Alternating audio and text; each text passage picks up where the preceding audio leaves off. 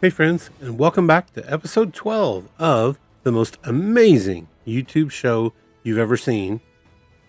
Have I told you about this? This is a show where each week my mind wanders during the week, and it takes me to a topic that I absolutely love.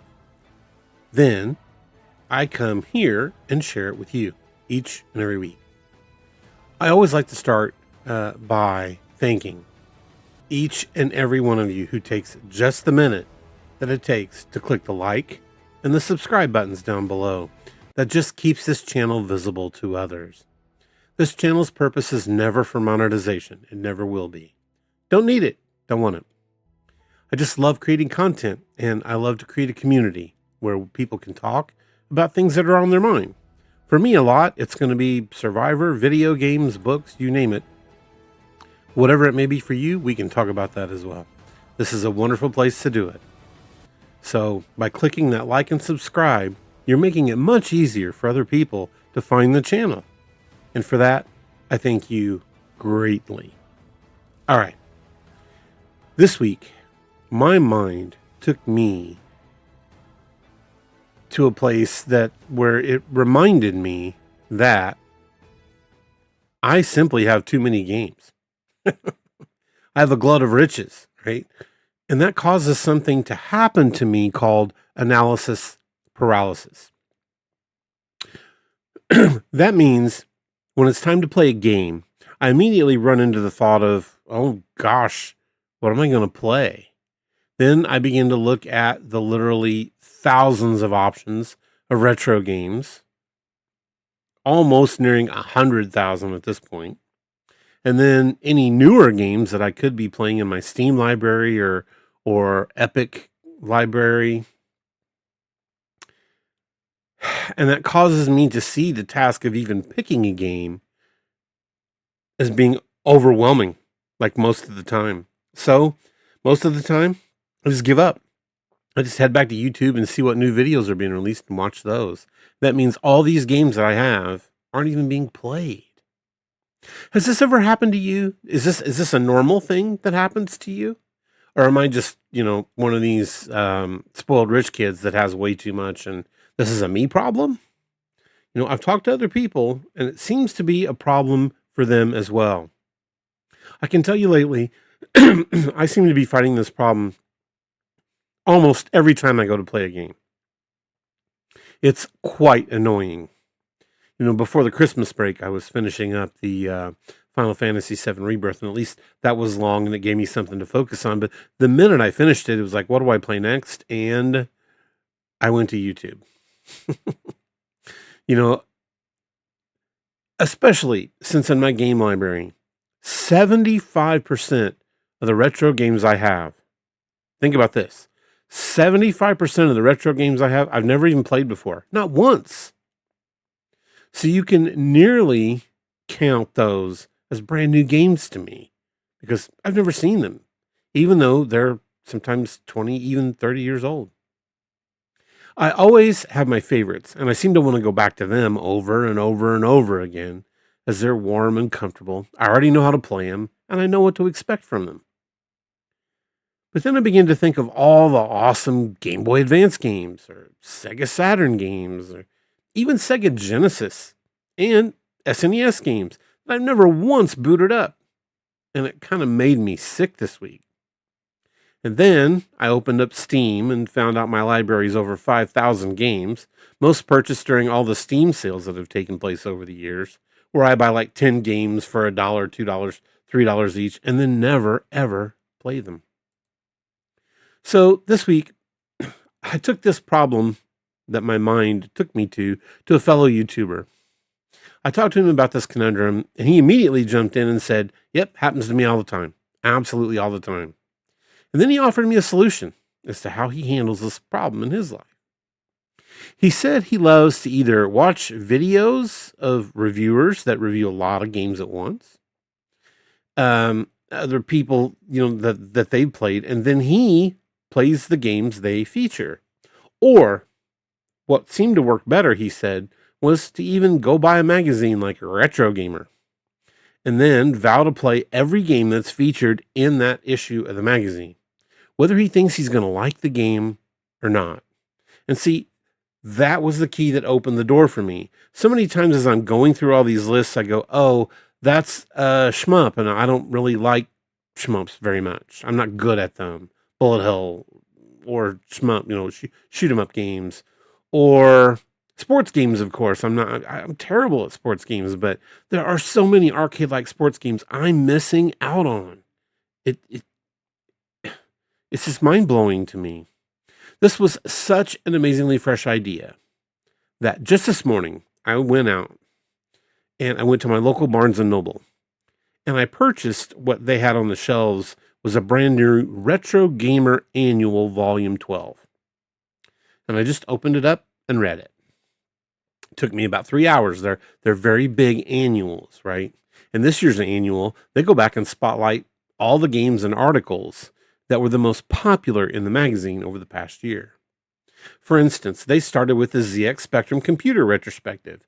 I've never played a single Specky game, as they're called, in my entire life because the graphics look bad. It's older, blah, blah, blah. Yet I'll play Atari 2600 games all day long. Well, not all day long, but you know what I mean. You get what I'm saying here. I'll play them a lot more. And then they did move on to the Atari 2600 games, but only from Parker Brothers. Games like The Empire Strikes Back, which I played forever when I was younger. But many of those games on there I had seen, like Montezuma's Revenge, I'd never played. There were real bangers in that group. Well, then they moved on to the Bubble Bobble series, and it blew my mind that there were so many games in that series. And then so many knockoffs and ripoffs of that in the arcade. Then they moved on to the Indiana Jones series of games. Once again, I was shocked to learn there were indie games out there I had no recollection of or ever saw before.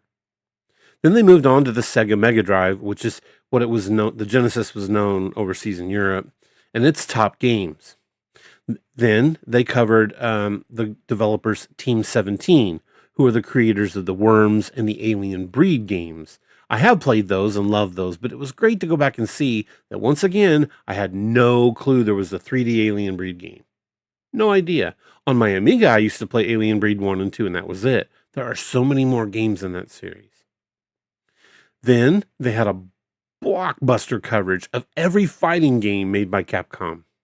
Now, once again, I'm very familiar with all the Street Fighter games in this, but there are so many other fighting games I didn't know anything about by learning. Next up was the Super Mario Kart series. Now, I have played all of those, so nothing new there other than maybe some tips or tricks or maybe some strategies, if you will, about those games.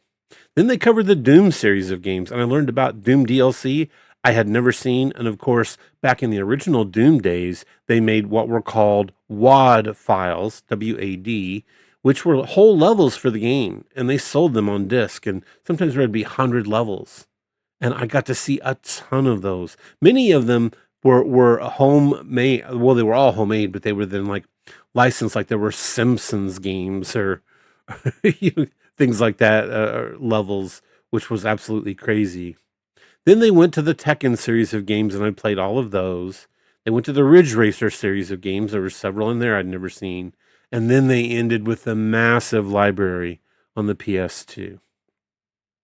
So, just reading those articles energized me. And it made me want to just go play some of these new amazing games that I'd left behind me. But then my mind said, that's cool for the old games, but what about the new games you haven't even touched? How about you play an old game and a new game and see where that takes you? And I answered, challenge accepted. So this week, and when my mind takes me to video games going forward, I'll be covering one old retro game and one new game. And that's the way it's going to be. And it's going to be fun. And it's going to be educational for me for games that I've never played before. And it's going to be a lot of fun for you, I hope, as well. Maybe you'll learn about a game you didn't know anything about as well. Maybe I can act as the Retro Gamer Annual for you to see some of these older games and even maybe newer games I think one of the games I'm going to play today that's newer, the game I'm playing is newer, maybe one you haven't heard about. Now, as well, I've been cleared by YouTube to begin live streaming. Thanks to all of you. And once again, from my heart, thank you so much for just liking and subscribing. You've allowed me then to move up to be able to live stream. So my plan going forward is every once in a while, I'll just jump on YouTube, fire up my mega library, my emulation front end, and just let it randomly pick a system and then randomly pick a game, and then I'm going to play it, whether I like it or not. And I might do that for several games in a row if I'm just absolutely hating something or I'm no good at it. So we'll see where that goes. And then I'll also just pick a random game from my Steam library and play that for some time as well. You know, maybe around a half hour each. I don't want to make these videos too long. So, enough preamble. We've talked enough about where my mind took me. Let's jump in. This week, we are going to be talking about two games. The first game is Gauntlet 4 on the Sega Genesis or Mega Drive, and Deathwish Enforcer on the PC. So with that said, let me take you to the Gauntlet 4 images as I tell you about the game. So, have I told you about Gauntlet 4? The time a fan-made Gauntlet game got turned into the official 4-mode monster of a cartridge on the Sega Genesis. Because today, that's exactly what I'm doing. I'm going to tell you about Gauntlet 4, a game that looks like just another arcade port if you look at the box, but secretly might be one of the most quietly ambitious and brilliant titles on the entire system. This one, folks, is special. It's 1993, and you've got your Sega Genesis hooked up to your old wood grain TV, your CRT. And it's in your hands is this brand new cartridge that you got, and you probably got it in a discount bin. And it says Gauntlet 4 on it. Now, if you grew up in the arcades, that name Gauntlet means something to you. You probably played Gauntlet 1 and Gauntlet 2 in the arcades. They were 4-player quarter munchers. The minute you hit start, your health starts ticking down, whether anything touches you or not. These were the quintessential quarter munching arcade game of its time, and one of the first that were 4-player and that did that. It meant 4 heroes as well to choose from. It means top-down dungeons, as you're seeing in the screens. It means endless swarms of monsters. It means, hey, I need that food. Don't touch that food. You are screaming for food when you're playing with other people. And you're yelling at your friends when they shoot the food because it's so few and far between. And again, your life ticks down like a stress bar, not a health bar. But for Gauntlet 4, here's the twist. It isn't just a home version of the classic arcade game. It's a love letter to the series. It's a fan project that turned into an official release, and I'll tell you all about that. It's an arcade port, yes, but it's also an RPG. It's a versus battle game. So many people don't even know that mode exists. And a score attack experiment, all packed up into one juicy Sega Genesis cart. So let's go back. Let's talk about where this game came from, what it is, and why people who know this game speak about it with a spark in their eye. So let's talk a little bit about its origins and development. So first, what is Gauntlet 4? Well, it's a 1993 Sega Genesis game that was published by Tengen. It was built as a new take on the original 1985 Gauntlet arcade game. Now, by the way, you may not know it, but Tengen is actually an offshoot of the company Atari. See, both, I don't know if Sega did this or not, but I know Nintendo did. They would only allow companies to make so many games per year for their system because they didn't want what happened in the old days, in the Atari 2600 days, to happen again where anybody could just make game after game after game after game. They were called shovelware and they were junk. And that's what caused the quote-unquote video game crash. It wasn't E.T. that caused the video game crash. It was the fact that, the Chuck Wagon dog food company had a game called Chase the Chuck Wagon, right? Who wants that? No one. toward the end of the Atari 2600 life, I would go into game stores or record stores, and there would be bins of hundreds of games in there for $1, and they would all be different. You could go in there, and then you would get the games home and go, this isn't even a game. And now you know why you paid $1. And then your parents would get mad, and before long, no more games. That caused the crash. So Atari, what they said is, okay, if you're going to force me to only make, let's say 10 games, I'm making that up, 10 games under Atari, I'm going to create another company called Tengen. That way I can release 10 more. So that's exactly what Atari did here. But, again, the cool part to this cartridge and this game is who made it. Now, I told you who published it, but who made it? It was actually developed by a little company called M2. Now, if you're a retro fan, that name means a lot to you. M2 went on to become legendary for its meticulous retro collections and ports. If you played Sega Ages, for instance, or the 3D classics on the 3DS, or those insanely accurately emulated compilations, you've played M2's work. But back in the early 90s, M2 was just essentially a hungry, scrappy little group of developers making a fan Gauntlet clone for the Mega Drive. They were not sanctioned to do it. They just did it out of the love for the game. It was not a licensed game. It was just a passion project. But here's where it gets beautiful. Atari Games, the folks behind Gauntlet itself, they saw what these people were doing, and they basically said, hey, wait, what you've done is awesome.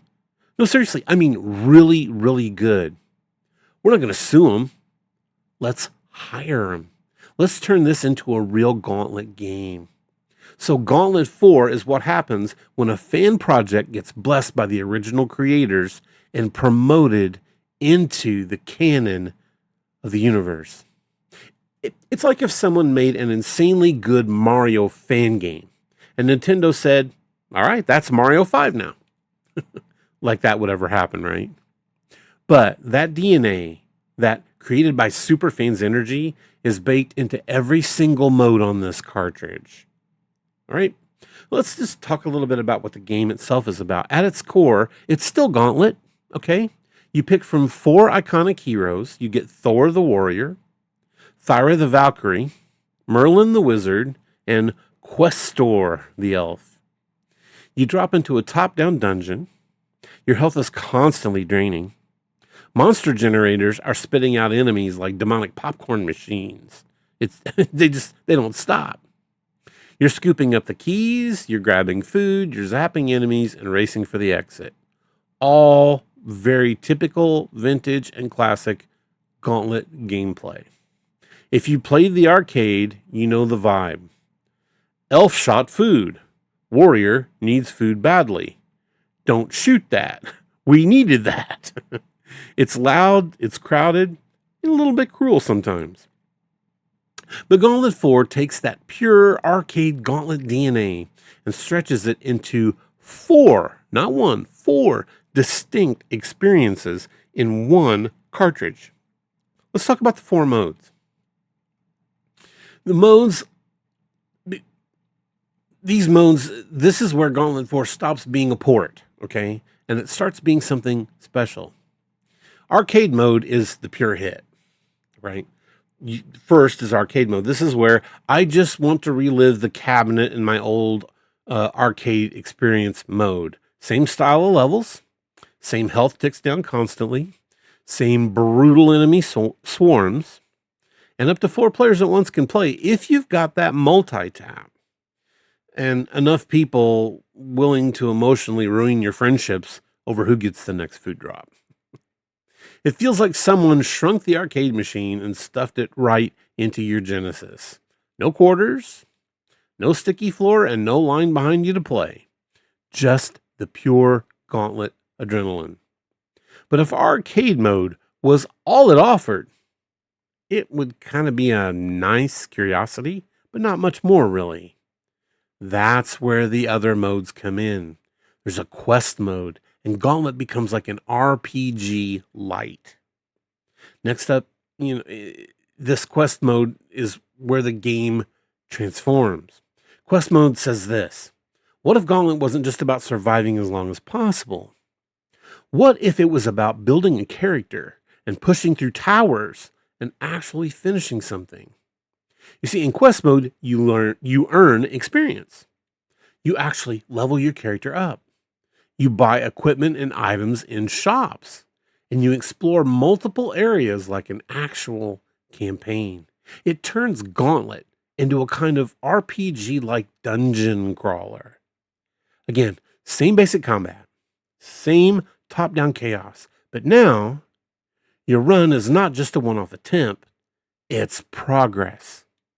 You can leave a tower, you can gear up, and you can come back stronger.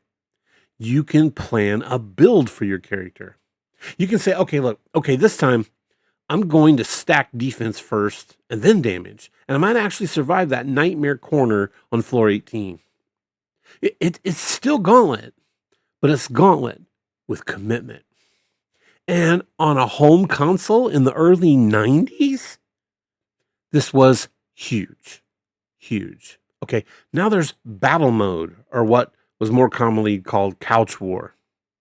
Then, because apparently 3 styles of game in one cart would be too simple, we get battle mode. Battle mode is, what if we took Gauntlet's movement and Gauntlet's combat, but we locked everybody into an arena and just let them absolutely clown on each other? It's versus, it's chaotic. It feels like a proto-party brawler. You are not working together anymore. You're chasing each other. You're dodging projectiles. You're using the same mechanics that were once about co-op survival to make your friends die first. It's not the deepest mode, of course, but it's the kind of thing that you boot up late at night. You know, you got your Taco Bell or your Doritos and your favorite drink around you, and suddenly 2 hours are gone, and you're punching your friends when they kill you, this and that. Just fun co-op, but this time not co-op. You're against one another. And then finally, you have something called record mode or score chaser mode. This is for the score nerds among us, right? It's about speed. It's about efficiency. It's about showing off your mastery of the game. It takes the classic Gauntlet idea. How long can you survive? How far can you go? How many points can you squeeze out of a run? And gives it a dedicated home. You know, to me, it feels like M2 looked at the original game and said, yeah, we get it. You're here for the leaderboard. Here's your mode. Okay, let's talk a little bit about how it plays and why it actually feels so good. First, let's talk feel. When you play Gauntlet 4 on your Genesis, especially with friends, it feels shockingly close to the arcade. I mean, the movement is snappy. The projectiles feel responsive. Enemies flood the screen in a way that still feels impressive. For a 16-bit console, how did they get so many sprites to move all at once on the same screen? No flicker. It's crazy. The Genesis is juggling tons of sprites, projectiles, generator effects, UI and text, and it mostly just holds together. Now, if you're a retro tech nerd, it's one of those games you look at and you go, I didn't realize Genesis could throw that much at me at once. And then there's the soundtrack. Again, I am not a person who typically goes out and buys game soundtracks or listens to them on my playlist, right? This would be a game where I would say, I might think about it. The music here absolutely rips. It's dark, it's driving, it's melodic FM synth. It's the kind of thing that the Genesis chip was born to do. You get dungeon tracks that feel tense and pulsing. You get bossish encounters that feel epic. And just enough atmosphere to make the repetition feel hypnotic, kind of instead of tiring and repetitive. It's just one of those soundtracks that make you think, if this were on CD, I would absolutely listen to it. All right, let's talk a little bit about like how long it takes to beat and how you would approach it. Well, how long does it take to beat Gauntlet for? Well, it's kind of the wrong question, but we're going to answer it anyway. For arcade mode, You just keep pushing through a full run in kind of a few hours, but it's more about trying again, getting better, and surviving longer. You see, here on your Genesis, no quarters required. You just keep putting credits on the machine and play until you're done. So you can get through in a few hours. The quest mode. This is where the beat the game brain kicks in. You're probably looking at multiple nights of play here, somewhere between 8 and 15 hours, depending upon your skill, how if you're willing to grind or not, because that's a real thing in this game, grinding, and how much you like clearing everything out versus just rushing to the end, or the exit, I should say. And then in battle record, it's not about rolling credits, so we're not going to worry about time to beat there. So Gauntlet 4 is one of those cartridges that doesn't just sit on your shelf as a Gauntlet port. It's a rotation game. It should be in your rotation. Something you come back to over and over for different reasons. One time you just want a quick arcade run. Next, you're going to have a serious quest session that's going to go over multiple hours. Sometimes you're just with a buddy and you're going to have some late night battle lobbies and with your friends. And then sometimes you're going to say, I've gotten really, really good at this game. I bet I could set a high score on it. And then comes the record chasing. Now, you might be wondering to yourself, but how does it honestly compare to the original Gauntlet? Okay, but this is actually way, way better than the original Gauntlet arcade game. See, it's different in the best ways. The original Gauntlet actually is just pure arcade design. It was built to eat your quarters. You need to die as often as you can. So it's going to throw things at you that seem unfair. It's just how this game is.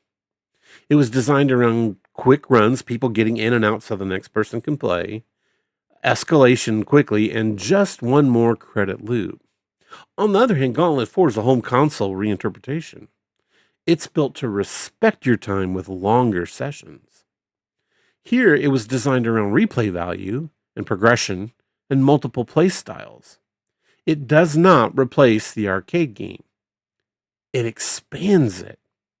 It says, what if Gauntlet could be your late night couch co-op game, your weekend RPG light project, and your party battle game all at the same time? And for a 16-bit cartridge from 1993, that's ambitious. Now, why do I say this is one of the best Genesis games there are? Not because it's the flashiest, of course. Not because it's the most famous, honestly. I mean, I honestly didn't know about this game until I read about it. But because it's just one of the most honest and pure. It's a game made by people who loved the original Gauntlet. People who understood what made it work. And instead of just recreating that and cashing a check, they asked, how could we level it up? What more could we do with this? So they gave us a near arcade perfect mode for purists. They gave us a brand new quest mode that adds longevity, replayability, and depth. There's multiplayer chaos in both co-op and versus forms.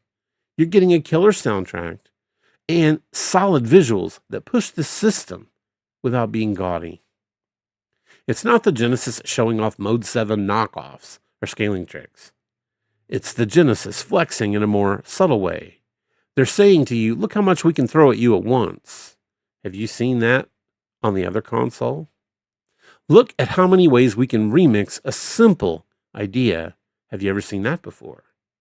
And look how a fan project can become something special and feel worthy of its title. You know, again, this is not just a port. It's a reinvention. It's a total expansion.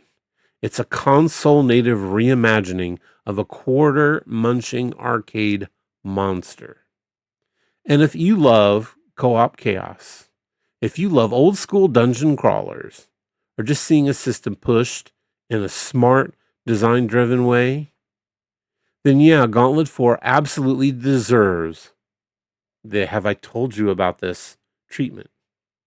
Because once you know what's actually inside that unassuming black Genesis cartridge, it's kind of impossible to see it It's just Gauntlet again. All right, now, enough of that. Let's watch it.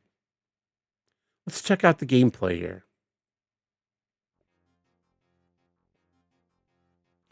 Love that opening screen with the original title and the 4 behind it.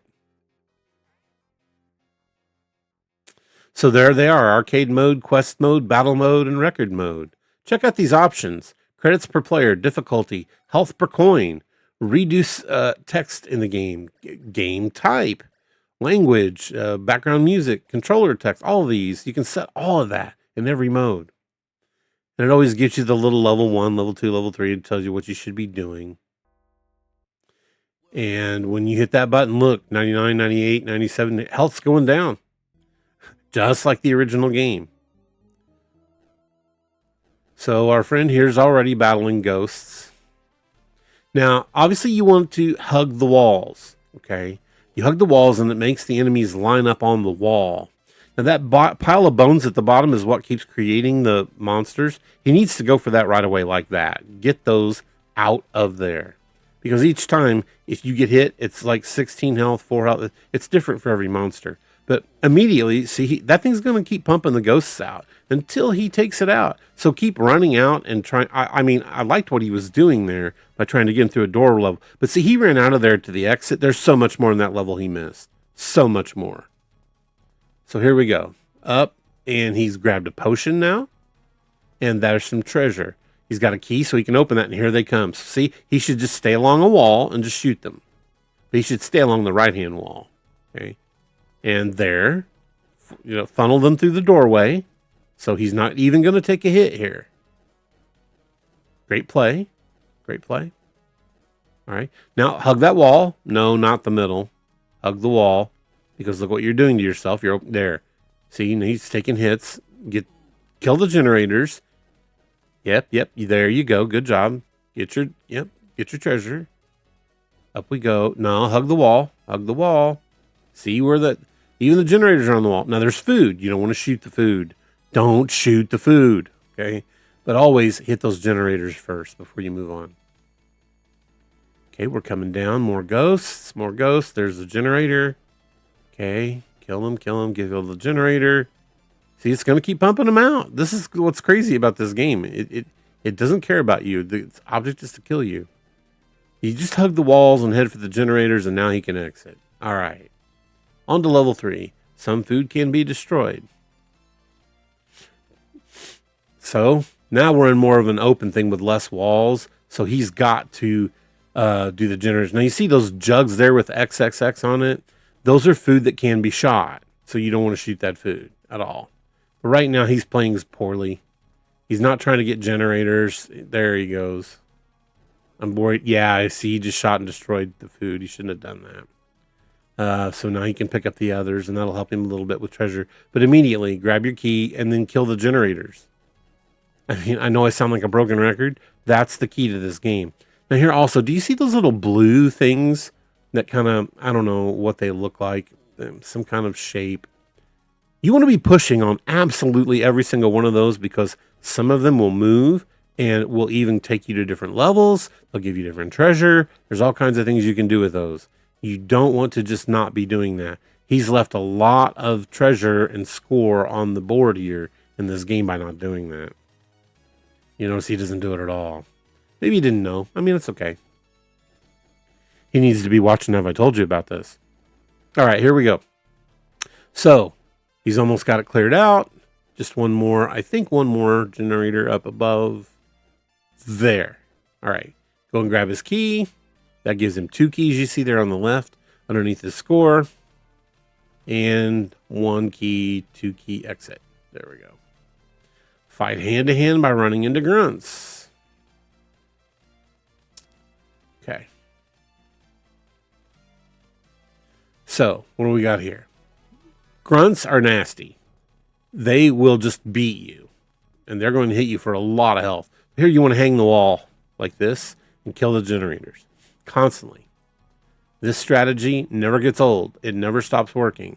Hang the walls and kill the generators. There you go. He should not be in the middle. Hang the wall. There you go. There you go. Keep shooting, keep shooting, keep shooting. Can't shoot treasure.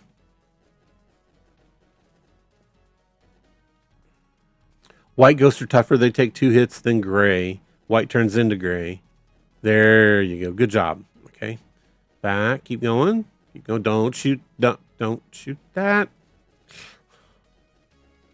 Okay. Now you'll notice they put a generator and they're forcing him to move forward. You always want to be moving forward as you're shooting these things, pushing yourself toward the actual generator. Don't hang back and wait. It'll keep spitting those things out. The monsters. See, you should have hit that and that one wouldn't have come up on the side. Hang the wall, hang the wall. Don't, there. All right, treasure, 2 generators, easy enough. Push up behind the treasure, kill the generator. He's not even trying. So we got 3 more monsters. There you go. Clear those off nicely. Okay. No, get the treasure first. Leave the food. There you go. Now hang the wall. Hang the wall. And get the generator. Hang the wall and get the generator. Pretty simple. Do the same thing here. I would get treasure first, then the other. Doesn't really matter. I mean, he's going to be successful either way. But he needs to be pushing forward, or else he's going to keep shooting these. See, push forward. Push forward. Push forward. All right. Or don't. Alrighty. Still moving along, going along well.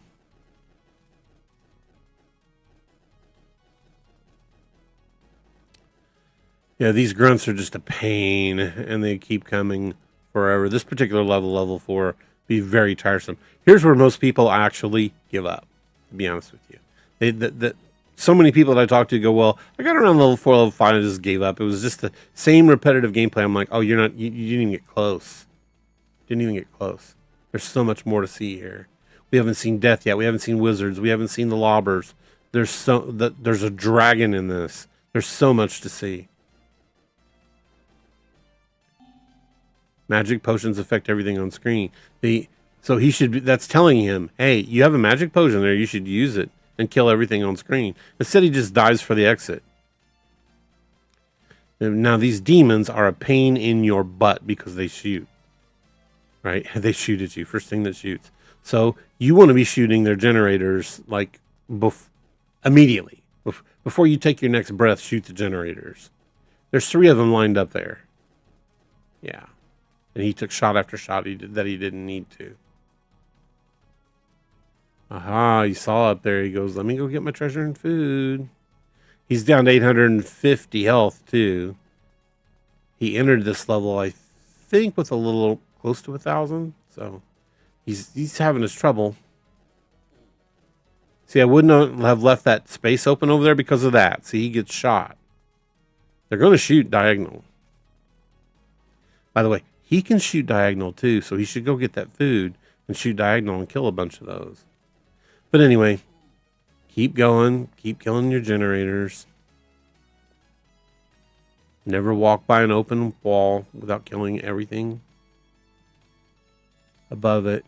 There he goes. Now he's shooting. Yeah, he went right through. Now see, this is a waste of time. This is only, you're doing this to get score because you cannot reach the generator at all. By the time he gets back around there, that room will be full of people. So he just didn't do anything but get score there.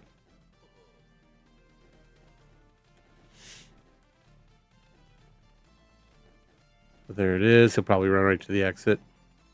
Yeah. Okay, sorcerers may be invisible. Sorcerers, man, these things are tough because they blink in and out.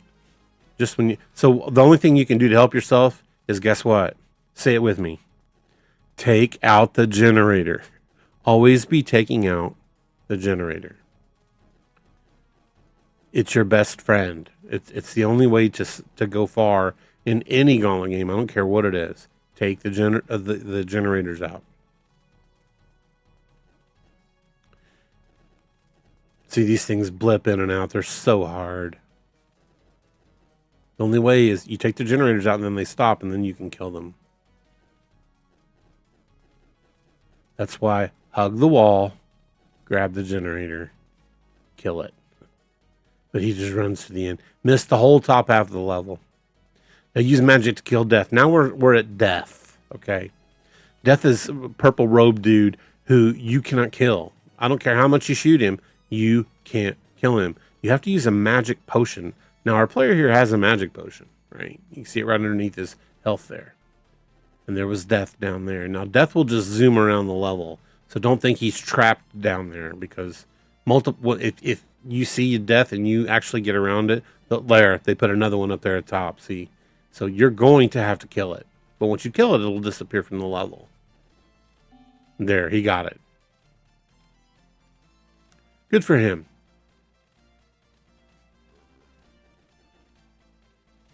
Played a very smart level here.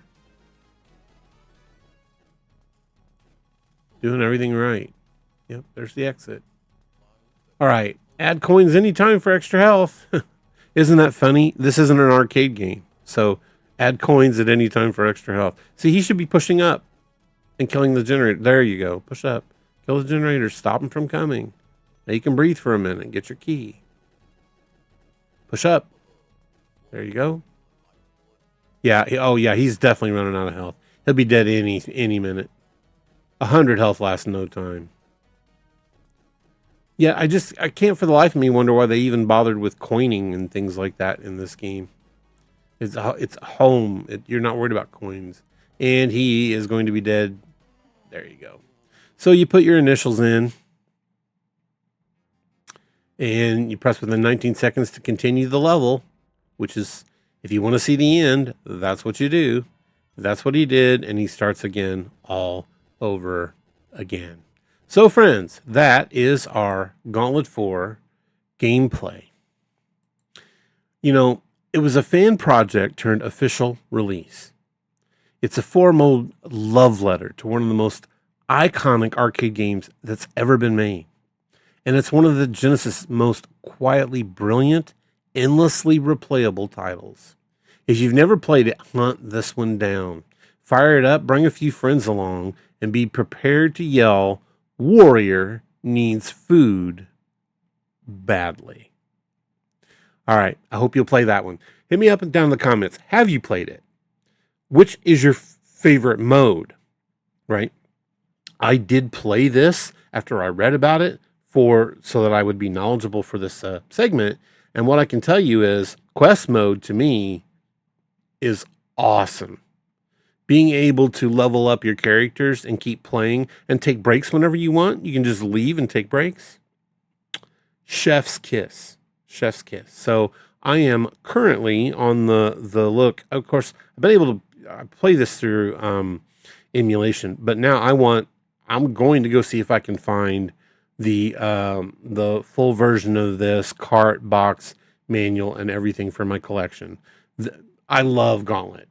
I played Gauntlet 1, Gauntlet 2. There was even a later game, I think it might have been on the Xbox 360, called like Gauntlet 7 Sorrows. I played the arcade games, like Dark Legacy, I think was one of them. I just love Gauntlet. So when I saw this in the magazine and was like, how did I miss this? Well, now I have to own it. All right. So once again, please hit me up in the comments. Let me know, what did you think about this coverage? What did you think about the game itself? Is it something you might be interested in playing, or do you think, nah, that's too repetitive, I don't really care? Or, there's too much to play, I've got a huge backlog, that wouldn't be something I would get to anytime soon. But if you love Gauntlet like I do, I think what you'll comment to me is, I got to have that. All right. Now we're going to move on to the next game, which is called Deathwish Enforcers. And this game is developed by a company called Monster Bath Games Incorporated. It was released on February 14th and 15th in 2024. It was made with the Unity game engine. It's a 2D run and gun retro arcade shooter. Okay, so think old games like Punisher, or even newer games that came out, like the brand new T2 shooter game that came out recently. And I think there might have been the Terminator. There was like Marvel Cosmic Invasion. I mean, there's been a whole like glut and run of these games lately. This is one though that slipped by me. I forgot I even bought it, right? So the reception on this game is very positive on Steam with 86% positive over 104 reviews. The critics score it around an 80 on Metacritic. Now, it helps if you're older like me to understand this game, right? Because this game is based around old vigilante movie characters from the 70s, okay?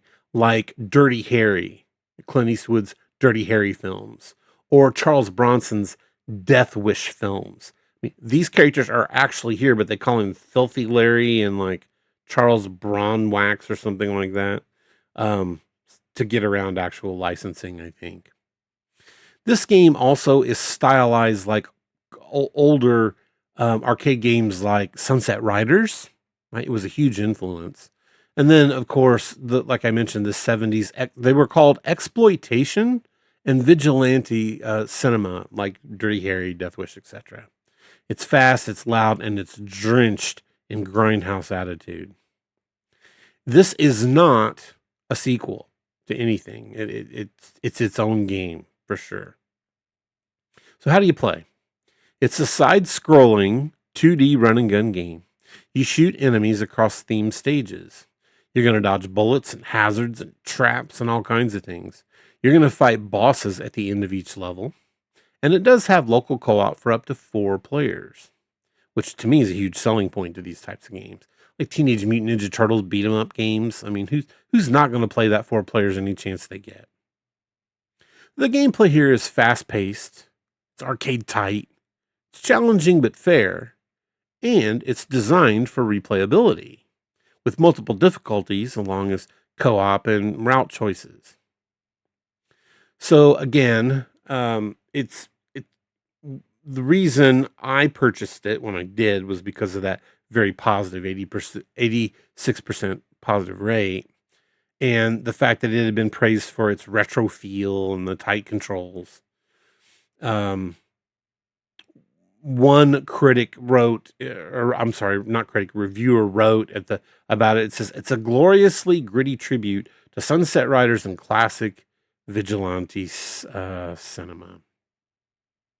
So from the developer, uh, the same developer behind Insanity's Blade and Super Battle Princess Madeline, and another game called Guard Grave. So Monster Bash specializes in retro-styled action games, and Deathwish Enforcers is just part of their ongoing mission to revive classic arcade genres, but with a modern polish. How about any tips, tricks, and strategy notes? Listen, for this game, movement means life. Please, you cannot stand still in this game when you play it, as you'll see when we go over gameplay footage. You stand still, you're going to be dead quickly. You must stay active. Use your slide when you can, right? So many people don't. And then like when things like falling signs come, they get nailed by it. Forget, well, I couldn't move fast enough. You have slide, use slide. You have to learn the boss patterns. They're designed like 90s arcade bosses. It's readable, but sometimes it seems punishing. You should definitely replay this game on higher difficulties. Critics note that it adds longevity to a short campaign by actually playing on the higher difficulties, and it's not that much of an increase. You need to watch for environmental hazards in this game. Trains, explosions, traps. There are people that are throwing like dynamite sticks at you they always blend into the background, it seems. I never know that, I don't even see them, that they're there hardly. If there wasn't a text over the top of them that says, pick this up and throw it or about to explode, I wouldn't even know they were there. And you should always, always save your special attacks for boss phases. Don't use them on normal thugs. Now, when we're talking about length of campaign, again, you get 5 characters to choose from here, okay? But it only takes about 2 to 3 hours to make your first clear of the game. Now, if you're going to run full difficulties and run co-op and everything, you can probably get 20, 25 hours out of this game totally. And you're going to say, well, that's just repetition with a different character. But each character plays differently for sure. So you might ask, Brad, what makes this a unique game? Well, these days, particularly over the last year, we've seen a lot of like 1990s arcade feeling games like Terminator 2, like Marvel Cosmic, that felt like older games here. But this one grabs a genre that no one's touched. It's parody and homage to that vigilante cinema, which is very, very cool. The handcrafted retro sprite work in this game, it reminds me of something, but I can't put my finger on it, of which game it reminds me of, but I'll come to it. I know I will, but it's beautiful. And the Unity engine used to mimic the CPS1 and CPS2 era arcade feel is alive in this game. You would almost swear this was a Capcom game. So, what else can we say here? This game, it's gritty, it's loud, it's violent, it's funny. Being a 2D side-scrolling shooter makes it just feel like home, right? It's unapologetically grindhouse. It's intentionally over the top. It's a parody of 60s and 70s action flicks. And it absolutely nails what it wants to be. So, with all that said, let's watch some gameplay. See Filthy Larry, Chuck Bronx, man. It's pretty crazy. This was a special edition of the game that actually came with the James Bond character that you could choose, a fifth character as well. So I think you might see that from the screen here. But it's like there's Dirty Larry and Chuck Bronx man. There's that, like the Euro girl, and then the blaxploitation, Black Lady Cleo, and then introducing who would be James Bond. Yeah, see, they even put a banana peel on him. Maxwell, and that's supposed to be your James Bond style character. So Deathwish Enforcers Special Ed, which special edition. So you can do new game, you can retry your last level. I mean, you see all the options here. You can change your lives, your continues, your music volume, bonus levels, and all. You have full control over this game. You can make it as easy or as hard as you want. So they'll go to new game, and then you'll be able to pick which character you want, and you can see their power, speed, and special differences. I kind of like the Chuck character myself. Just because he's got this gun that shoots 3 ways. So right away, the first level is called Porn King. So they drop you off and you just start shooting. And notice he can go right into the doors. When he does, he comes out with a badge and a drink. So he can shoot. Slide into cover, it says. Notice he didn't slide. So he can jump. Look at this guy's sign. Eat here. And then you see where the sign is. Now, this is a group of bikers that he's supposed to actually be running on top of, but he didn't. Notice how you can jump up like Sunset Riders? That's why I said this game is an homage to Sunset Riders. And then every girl you touch, you're saving, so you get points up. You can jump up and jump down. There was one of those dynamite things.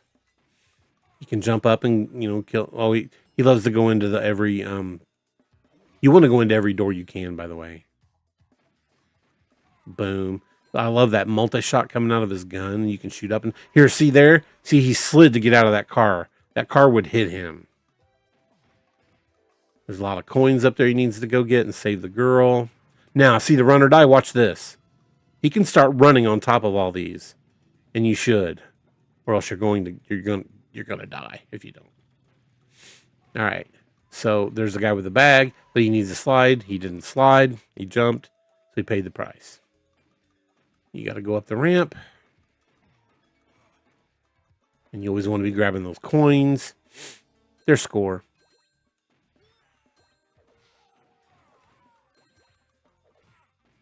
Doing really good so far. I like how you can see the bullet casings eject from the gun. It's just little details. Okay, you see there, toss it away, that dynamite thing about to blow. You got to watch for there. All right. Notice the sign that says, "Are you covered?" Oh, oh, oh, oh, oh. Boom. See? He you got to slide. You got to get out away from those things. And there'll always be somebody behind them.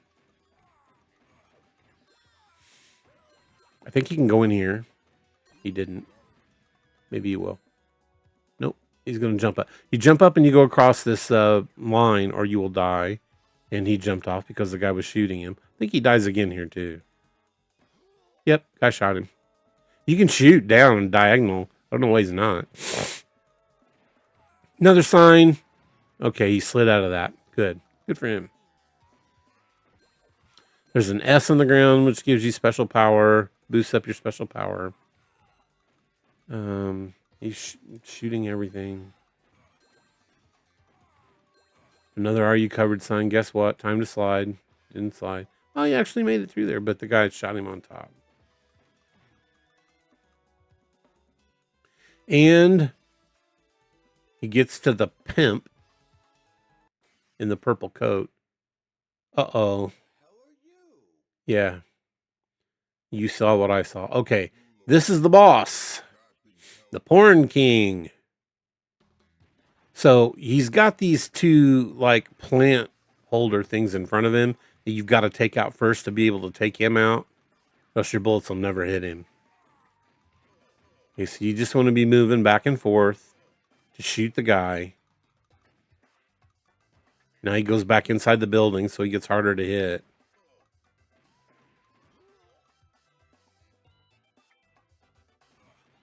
Okay. I don't know why this guy keeps pausing. Here we go. Up, up. No. Why are you... Oh, I see. There was one more over there I didn't see. A plant holder. Ron the Porn King Bigley. Health bar at the bottom. It's a long health bar. Takes a long time to make this guy pay. But he got him. So now the guy just falls.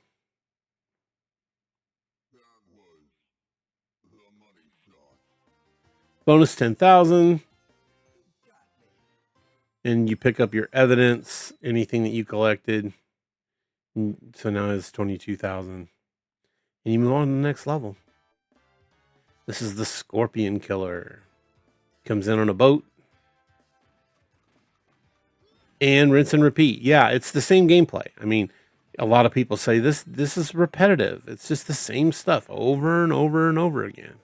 Well, I mean, yeah, but so was Teenage Mutant Ninja Turtles. So was Sunset Riders. I mean, what was the one? Cowboys from Moon Mesa or something like that was another one.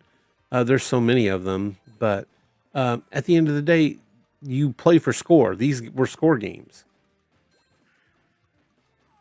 And you just wanted to get your technique better so you could live and last longer. You know, you think about games like Metal Slug, right? Now, Metal Slug looks a million times better than this. There's so much more going on. But it's the same gameplay. Run from left to right and shoot. That's it. Manage your specials, and that's what you had. So, no harm, no foul there.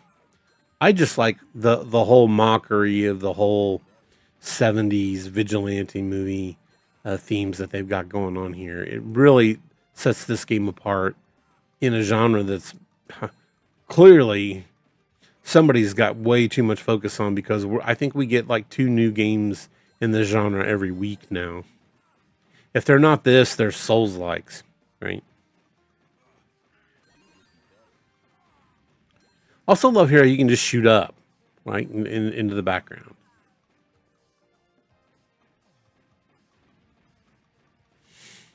Again, those bullet casings comes around. Okay, now you're fighting a helicopter.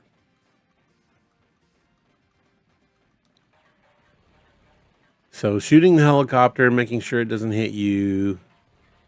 Keep shooting the helicopter.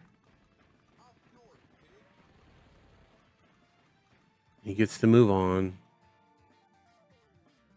Okay.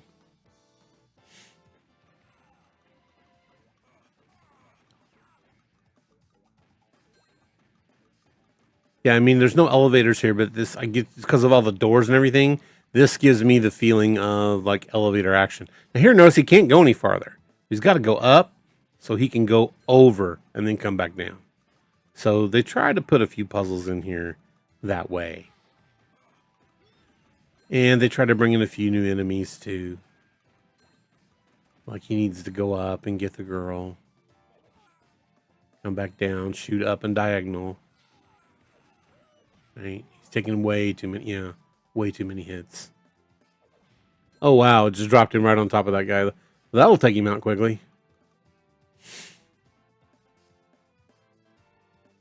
Okay, so he goes up to another room. I don't know what that is. Look like a flock of seagulls. One of my favorite bands from the 80s. Okay. Again, same gameplay. Rescue, grab the coins, duck. Now, notice that electricity and notice how they start dropping. He needed to slide, or jump up like he did here. But if you're going to be up there, you got to be able to shoot and do it at the same time. Very good.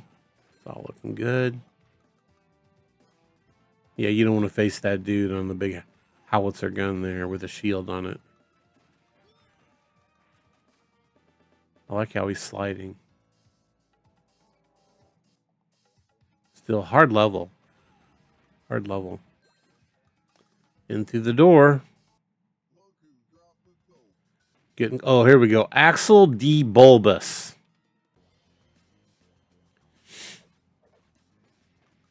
This guy's going to be way more than he can. I bet he'll die 5 or 6 times. Yeah. This guy's got a knife, one-hit kill. And he comes out the door.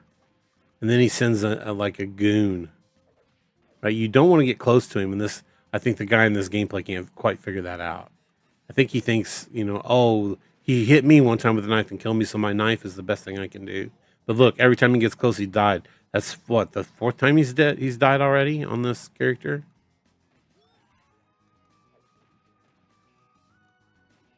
There you go. Get to the bottom. Hit him. No. That would be the 5th time. Now he has to... Okay, now he's going to bring James Bond in. He's had enough. But that would be the 6th death. Imagine if you're putting quarters in this now, right? You're really happy how this is going. 7th death.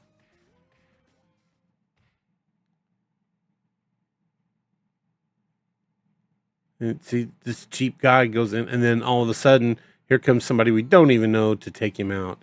And that is the end of the gameplay. So, friends, Deathwish Enforcers. It's a modern retro shooter that feels like it's a time traveling to us back from 1991, but it was made in 2024. Yeah, it's like the developers picked up a VHS copy of Deathwish and said, we have to make a game out about that. So if you love arcade shooters and you love grindhouse cinema, or if you just want a game that absolutely commits to its aesthetic, I think Deathwish Enforcers is 100% worth your time. 100%. All right, friends, and that brings us to the end of how I told you about this. So now, if I ask you, have I told you about Deathwish Enforcers, and have I told you about Gauntlet 4? You can now say, yes, sir, you have. I hope that you've enjoyed the show. I hope that these are games that you will want to seek out yourself and play. I hope you'll hit me up down in the comments and let me know what you think about these games. Also, do you, the viewers, have any requests or suggestions or things for games that I should try to cover? Look, I know this isn't a video game review show. Right, I get that. I've had a lot of the comments. Well, I don't feel right about giving you this because it's what's on your mind this week. Friends, what's on my mind could be exactly what's on your mind if you tell me about it. Right? So don't worry about that. Shoot me games that you want to see, even maybe some old weird games or something. I did have a couple requests for something called Pocky and Rocky, and I've taken a look at that. Looks interesting. So in the future, I'll probably do something with it. So with that, let me once again say thank you so much for taking time to spend time with me this week. Thank you again for just taking a moment, a single minute, to click the like and subscribe, and of course, any comments you want to leave. And even those of you who have hit, I don't like it. Thank you. Thank you for voicing your opinion. That helps me to know, what are people thinking? What are people liking? You know, what are the subjects that people want to see? So with that, all I can say is take the time when your mind is telling you in these situations, I don't know what to do, to focus yourself down to themes, right? Like I did. I found an old magazine, and a new magazine with old games, and picked it up, and it funneled me right into games that I thought, yeah, I definitely need to be talking about Gauntlet 4. And then that made it so much easier to just pop Steam open and say, what haven't I played here that I picked up recently? And they just, boom, they're all over the place. Well, I'll have content till the cows come home in the future. All right, friends, thank you so much for joining me once again for Have I Told You About This? And I'll look forward to seeing you right back here next week. Have a great and blessed week. We'll talk to you soon.